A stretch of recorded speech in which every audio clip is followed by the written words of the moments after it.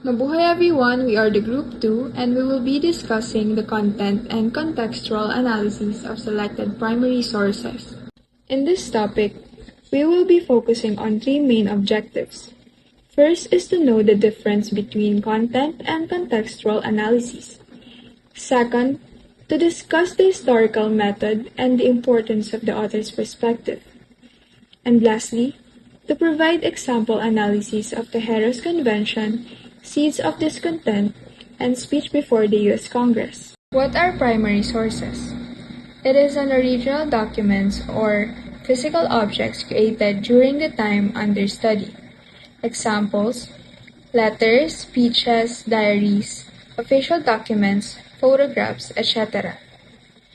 Primary sources are the most direct evidence of a time or event because they were created by people or things that they were there at the time or event. These sources offer original thought and have not been modified by interpretation. So, before we discuss the content and contextual analysis, let's know first what is content and context. So, content refers to the actual information or material being communicated. This could be text, images, videos, or any form of media. It's what you see, hear, or read. So, example ng content, ang content sa Tagalog is nilalaman. So, ang nilalaman ng isang libro ay mga kwento, idea, or information.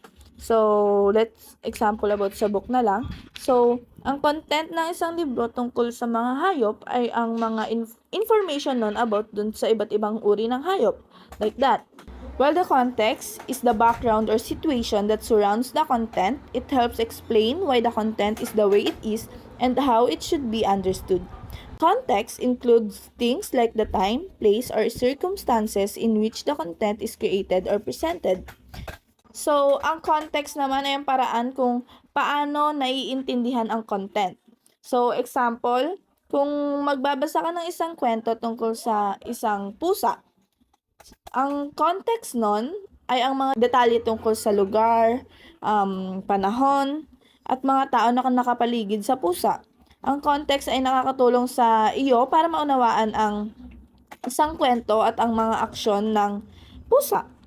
Like that. So, in short, content is what is being communicated and context is why or how it's being communicated. So, content analysis. So, what's the difference between content analysis and contextual analysis? So, content analysis is about looking closely at what something says or shows, like a book or a picture to understand its main ideas and messages. While the contextual analysis is about understanding the situation around the content, like where and when it was made and how that affects its meaning. So, in short, content analysis focuses on the message itself, and contextual analysis look at the background that helps explain that message. Mabuhay! Let's proceed to historical method. First, a systematic approach to studying and interpreting historical sources. So the historical method is a structured process that historians use to examine and understand past events, individuals, and societies. It involves gathering and critically evaluating sources, analyzing the data para ma-identify yung patterns and causes, and then synthesizing the findings into coherent narrative or argument. Tinitiyak na pamamaraan ito ng mga historical interpretation ay batay sa reliable evidence at nakakatulong sa isang mas malawak na pag-unawa sa kasaysayan. Using a variety of primary materials, such as letters, documents, artifacts, and other primary sources. It entails methodological approach to researching and interpreting the past. Sa pamamagitan ng pagsusuri sa mga pagkukulang ito, nakagawa ang mga historians na maaaring muling buuin ang mga kasaysayan kaganapan na naiintindihan ang kanilang mga konteksto at nakakuha ng mga insight sa mga nakaraang lipunan at kultura. Historians evaluate the accuracy, relevance, and viewpoint of each sources. Sa pamamaraang ito, ay nagbibigay daan sa paglikha ng mga magkakaugnay ng mga salaysay tungo sa mga saysayang mga pag-unlad sa pamamagitan ng interpretation, synthesis ng data, pati na rin ang collection at organization of evidence. Now let's proceed to the importance of understanding Philippine history. The first one is finding solution for contemporary problems, which means by looking at how people in the past solved problems, we can find ideas to help us deal with the similar issues today. The second one is understanding the trends for present and the future. Studying helps us see the patterns that can show us where things might be heading, which help us make a better choice now. Thirdly, understanding cultures and their impact. History teaches us how different cultures have influenced the world and why it is important to respect and understand their culture. Lastly, the re-evaluation of presidential historical data and factoids. New evidence of perspective can change our understanding of history. The historical method allows us to evaluate and update our knowledge, ensuring that our view of the past is accurate as possible. This re-evaluation corrects misunderstanding and reveal new insight. That's all. The author's perspective. Background. A short history about the author's life. This is like knowing someone's life story. If you know where an author grew up or what they've been through, you can understand why they might think or write about things in a certain way. For example, if an author had a tough childhood, it might influence how they write about the struggle and hardship. Point of view. Perspective used by the author in which the author presents information to the narrative he/she is writing. This is the angle or position from which the author tells their story. It's like looking at an event through a specific lens. If the author is close to the events they are writing about, their story might feel more personal and detailed. If they are more distant, they might focus on broader themes or observation. The author's perspective also have two kinds of tone, which are the argument and the attitude. Argument is also called purpose. The author stands their opinion in the narrative, while the attitude, it is the tone and approach the author takes toward the subject. Um, Argument is the main point or message the author is trying to make. It's like their central idea or opinion. It's like their central idea or opinion about the topic. For example, in a book about the climate change, the argument might be that immediate action is necessary to save the environment, while the attitude, it reflects the author's mood or feelings when they wrote the piece. It can show whether they are angry, hopeful, skeptical, or excited about the topic they're creating. It also can affect the mood and can provide the deeper insight into the author's perspective. These are the example analysis. Content analysis. Title of primary source: The Katipunan and the Revolution. Memoirs of Generals by Santiago Pirata Alvarez. Background of the author: Santiago V. Alvarez was a general in the Katipunan, the group fighting for Philippine independence from Spain. He was part of the Magdiwang faction, one of the two main groups within the Katipunan. Alvarez was directly involved in the events. He describes giving him a unique perspective. Reason for writing this primary source: Alvarez wrote about the Tijeros Convention to document what happened during this critical meeting. The convention was supposed to organize the revolution and choose leaders, but it became a heated argument between the Magdiwang and Magdalo faction. Highlights of its content: functional tension. The document reveals the intense rivalry between the Magdiwang and Magdalo factions. Each group wanted to take control of the revolution's direction. Debate on government structure. There was a heated discussion about what kind of government the revolution should establish.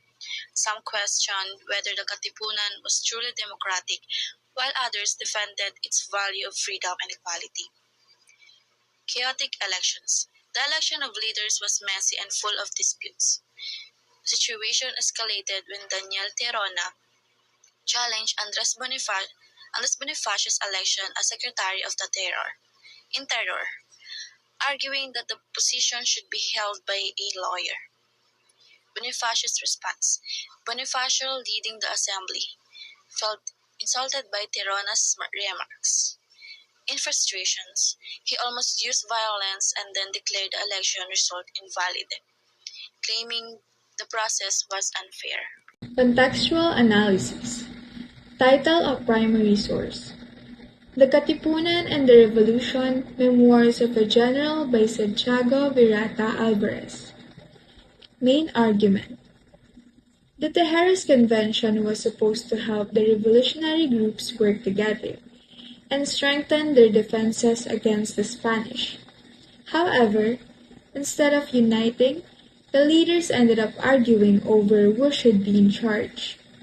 This led to a split, with Andres Bonifacio feeling that the elections were unfair and declaring the results invalid.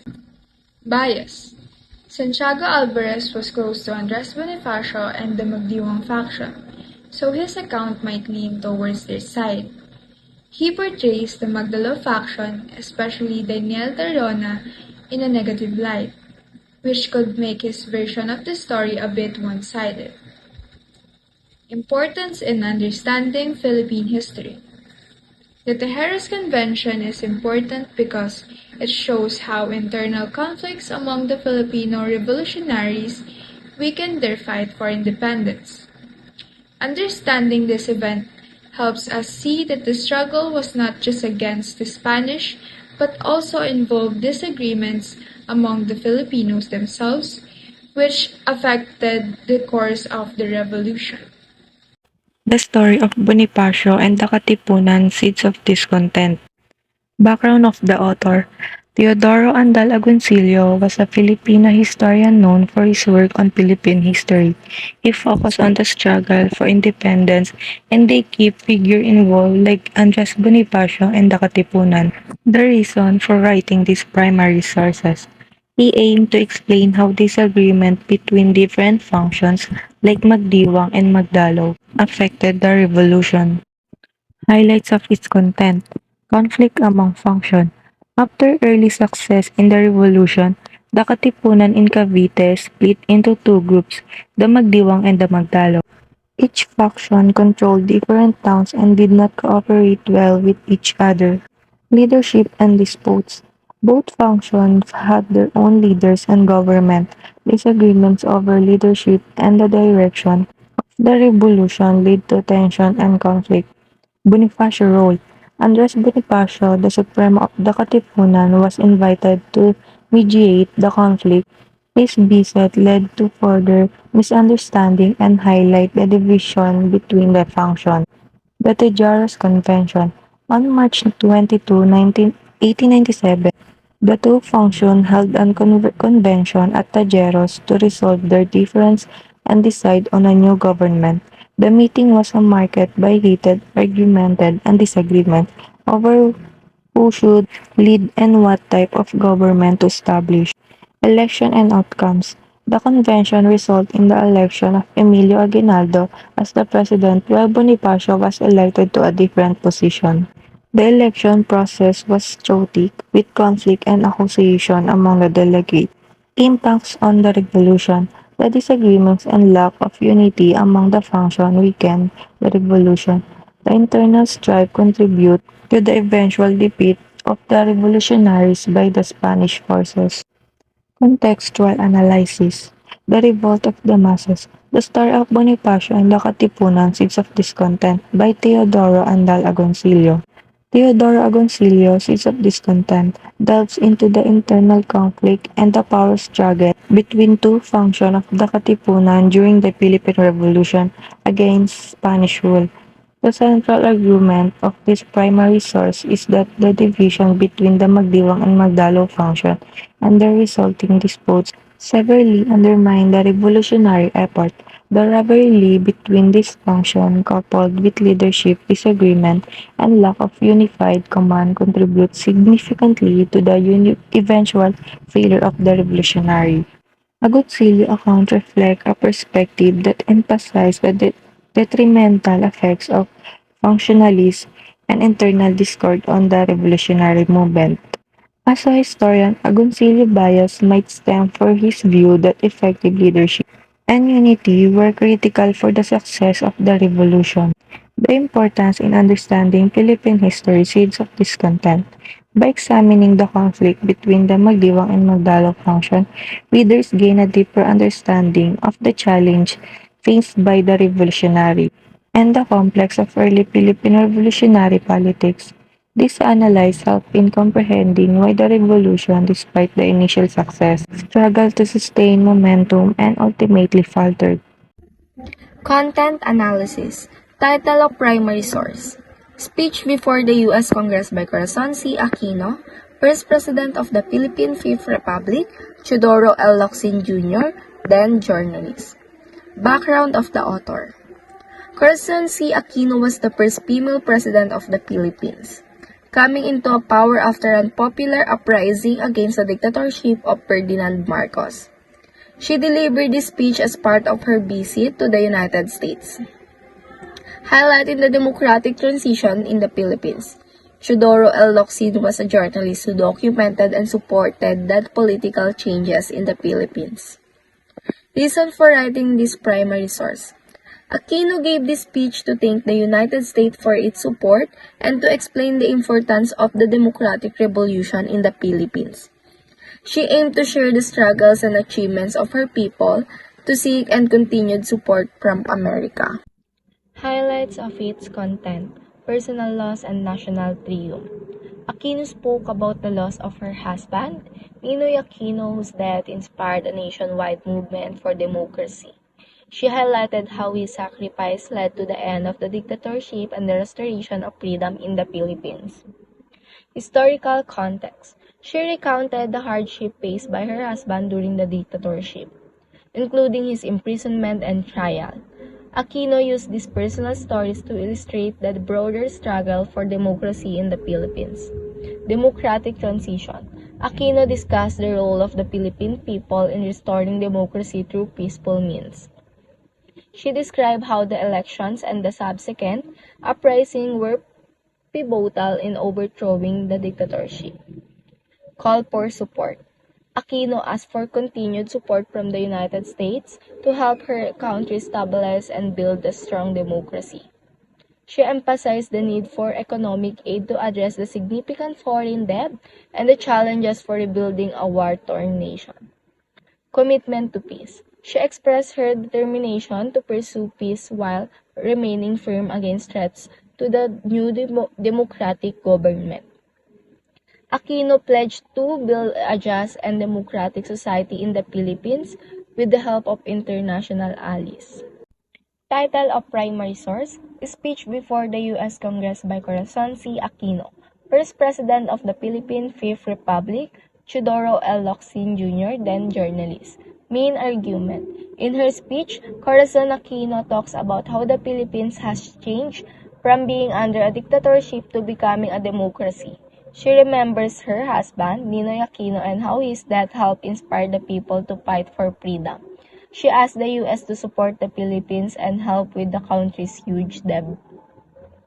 Bias. The speech shows a clear support for democracy and criticism of the previous dictatorship. It praises the Aquino family role in the fight for democracy. That's all for now. Thank you for your attention to this report. For any additional informations or clarifications, feel free to ask any questions. Again, we are Group 2.